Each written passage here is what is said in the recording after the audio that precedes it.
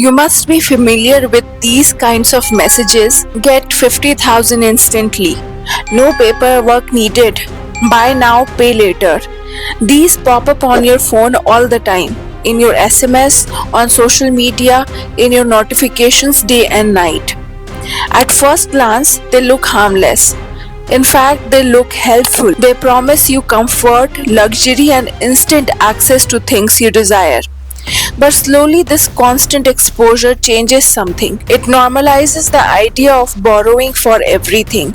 And without even realizing it, many people in India are slipping into a lifestyle which is powered not by income but by credit. What feels like financial freedom is often the beginning of a debt trap, and it is not just a random observation. The data confirms it. India's average household debt has risen by 23% in just 2 years. And here is the catch. Most of it is not being used to build assets like homes and businesses. It's being spent on consumption. And the downside of it is that buying things meant only for consumption purposes loses value the moment we own them. Among Indian borrowers, the average outstanding debt per person was 3 lakh rupees in March 2023. By March 2025, that figure has jumped to 4.8 lakh rupees. That is nearly rupees 1 lakh increase per borrower in just 2 years. One swipe at a time, the debt is quietly piling up, and most people don't even realize how fast it is happening. In the last 13 years, credit card usage in India has grown over 13 times. Getting a credit card has never been easier. Banks and fintech apps are practically handing them out, but something deeper is changing. Credit is no longer seen as a debt or a burden. It is now being treated as a liquidity tool, which is a way to shop, spend, and upgrade your lifestyle instantly, even if you haven't actually earned that money yet. The ease of payment, swipe now and pay later, has created a culture where spending feels effortless and debt feels invisible.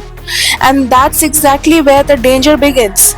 After the COVID-19 pandemic and the Russia-Ukraine war, global inflation surged, and to control it, central banks, including the RBI, started raising the interest rates. As a result, home loan interest rates shot up, making it even harder for the middle class Indians to invest in real estate, a long-term commitment that often runs for 15 to 20 years.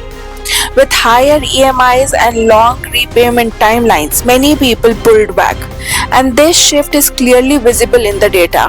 By November 2023, the share of home loans in the total credit fell to 47%. On the other hand, consumption loans, which are short-term, easy-to-get loans for shopping and lifestyle, kept rising. These are typically for 1 to 2 years and feel less intimidating. In the high interest world, people have moved away from building assets to borrowing for instant gratification and approval of their social circle. And you want to know the result of this behavior? Loan defaults in India have risen to 3.6% in financial year 2025, but the real shocker is this.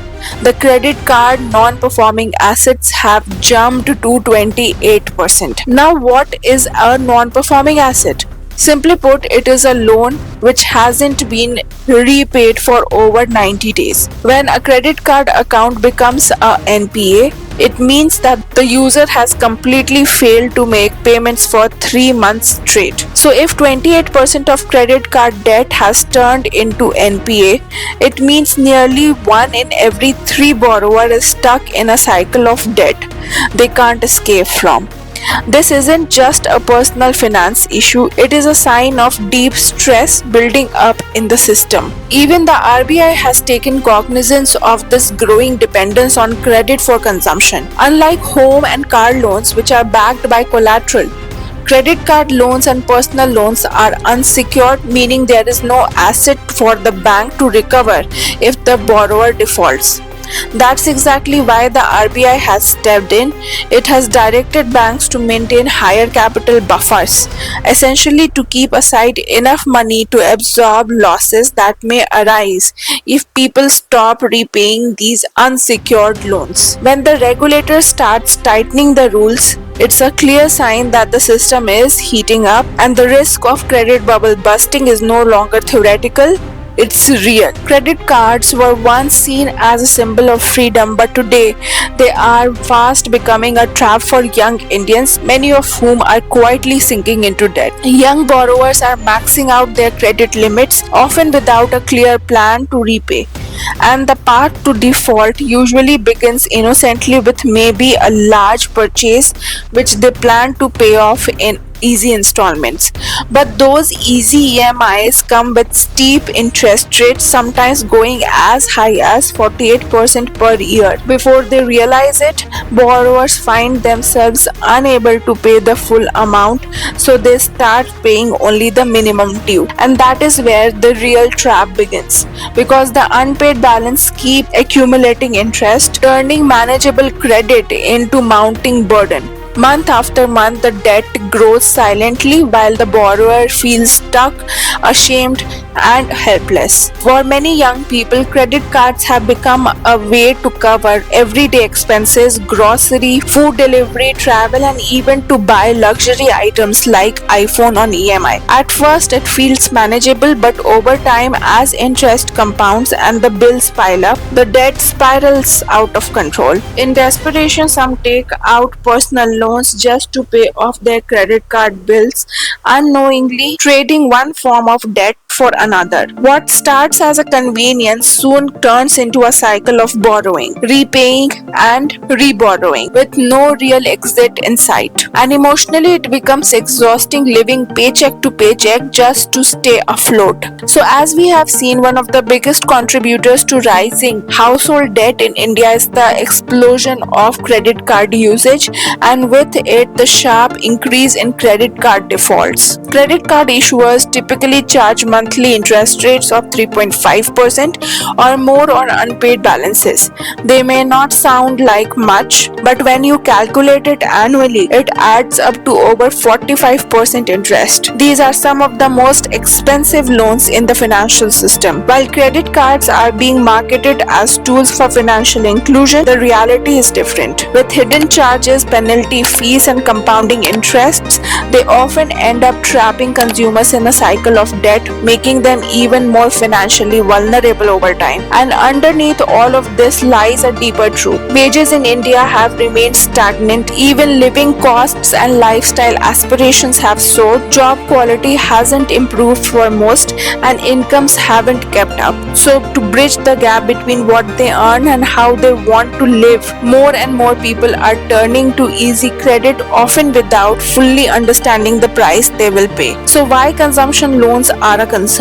Traditionally, India has been a savings-based economy, but in recent years, we are slowly turning into a consumption-driven economy. The rising debt levels are a clear sign of that shift. Now, some may argue, and rightly so, that in basic economic fundamentals, increased consumption leads to higher demand, which boosts the economic activity and creates a multiplier effect. But why is rising consumption being seen as a red flag? The issue isn't with consumption itself. The problem is how that consumption is being funded.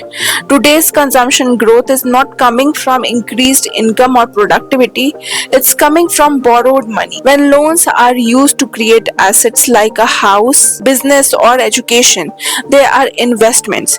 They either grow in value or help you earn more in the future. But when loans are used just to consume short-term pleasures like gadgets, clothes, or holidays, that money doesn't come back, it doesn't build wealth, it doesn't boost your earning capacity. So while it might fuel short short-term growth.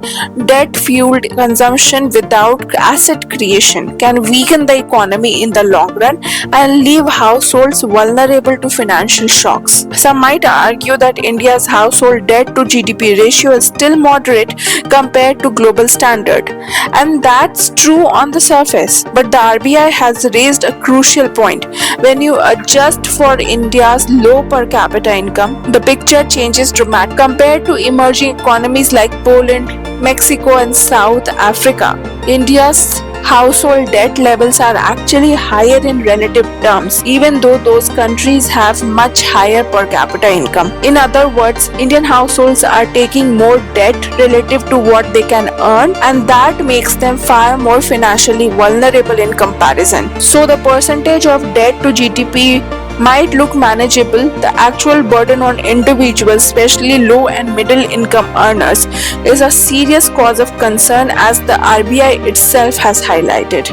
So India's rising household debt is not just an economic statistics, it is a warning sign. While unemployment rising, aspirations and easy access to credit are fueling this crisis, at its core lies a deeper issue, which is the lack of financial literacy. Millions are using credit card without truly understanding the cost of borrowing, falling into debt traps that silently grow over time. If left unchecked, this pattern won't just harm individuals, it could shake the foundation of our economy. To stop this from spiraling further, we need urgent action, a stronger financial education, responsible lending, and regulatory vigilance. Because without awareness and accountability, debt won't just cripple households, it will stall the dreams of an entire generation. That's it for this video. If you found this video helpful, please like the video and share the channel. Thank you so much for watching the video, and stay tuned for this kind of content.